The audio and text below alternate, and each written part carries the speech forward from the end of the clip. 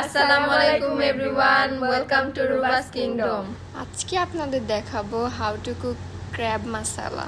তুমি আমাদের যা করতে হবে, চাকুর মাথা দিয়ে সুন্দর করে হাড্ডিগুলোর উপরে বাড়ি দিয়ে থেতো করে নিতে হবে, যাতে মশলাগুলো খুব সুন্দর করে ঢুকে। আচ্ছা, ভালো করে ক্লিন করে নিয়েছিলাম আগে, তাই আজকে আর ভালো করে ক্লিন করলাম না, এটা পরিষ্কারই আছে। আচ্ছা, এবার একটু পানিতে হলুদ দিয়ে তারপরে হচ্ছে একটু লবণ দিয়ে এটা একটুখানি ভাপ দিয়ে নিব। নেওয়ার পরে আমরা অপর সাইডে কড়াই একটু তেল দিয়ে লবঙ্গ গোটা মশলা দিয়ে ভালো করে নেড়ে নিব।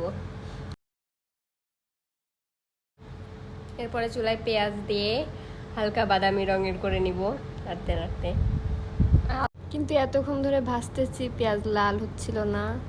দীর্ঘক্ষণ ধরে নাড়তে নাড়তে নাড়তে নাড়তে তারপরে লাল হলো অবশেষে।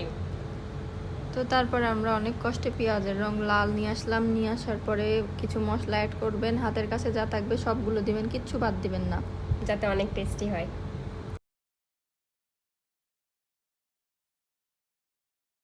এবার দিব আদা রসুনের পেস্ট,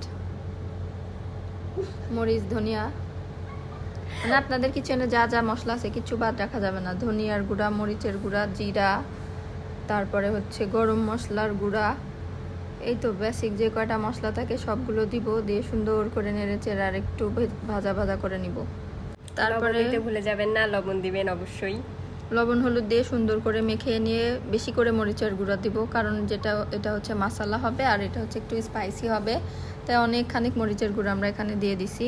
এবার আমরা যে কাঁকড়াগুলো হচ্ছে ভাপ দিতে দিছিলাম ওইগুলো হচ্ছে সুন্দর করে পানিটা ছেঁকে ফেলে দিয়ে ঠান্ডা পানি দিয়ে ধুয়ে পরিষ্কার করে নেবো, আর একটু ধুয়ে তারপরে মশলার মধ্যে দিয়ে দেবো। এরপরে ভালোভাবে নেড়ে চেড়ে সুন্দরভাবে কষিয়ে নিতে হবে ক্র্যাবগুলোর মধ্যে, যাতে সুন্দরভাবে মশলাগুলো ঢুকে যায় ভেতরে, সেইভাবে নাড়াচাড়া করবো। তারপরে একটু পানি অ্যাড করে দিব। পানি অ্যাড করে দিয়ে আমরা ঢেকে দিব। এবার ঢাকনাটা তুলে ভালোভাবে একটু নাড়াচাড়া করে নিব। 15 মিনিট ঢেকে রাখছিলাম।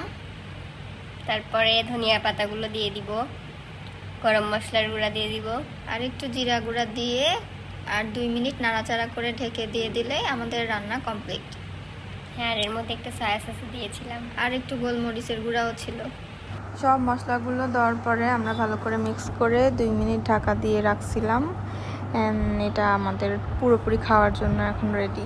আর আরেকটা বিষয়, কাঁকড়া হচ্ছে হালাল food, so don't do any negative comment here, কারণ যারা জানেন না ভালো করে আগে জেনে শুনে এসে তারপরে কমেন্ট করেন। ওকে, আমাদের রান্না ভালো লাগলে বেশি বেশি করে আমাদের লাইক দিন।